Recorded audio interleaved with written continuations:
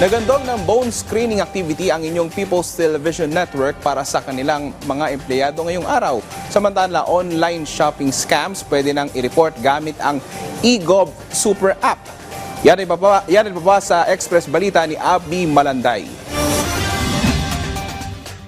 Naglunsad na ang pamunuan ng People's Television Network ng bone screening activity para sa mga empleyado nito ngayong araw.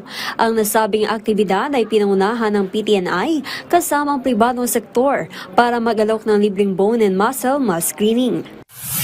Maaari nang i-report ang mga scam sa online shopping lalo na ngayong holiday season sa pamamagitan ng i-report feature ng eGov Super App. Ayon kay Department of Information and Communications Technology Undersecretary David Almirol, maaari ring i-report sa eGov Super App ang krimen, sunog, insidente ng red tape at iba pa.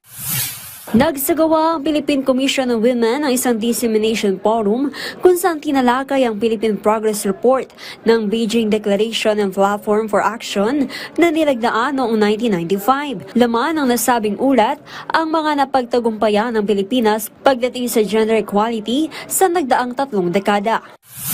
Nakahanda na ang pamunuan ng North Luzon Expressway o NLEX ngayong holiday rush. Sa programang Mike Abe Live sa PTV, sinabi ni NLEX Assistant Vice President for Traffic Operations Robin Ignacio na nag-deploy na sila ng mas maraming personnel para sa inaasahang dagsa ng mga lalabas sa Metro Manila. Abby Malanday para sa Pambansang TV sa Bagong Pilipinas.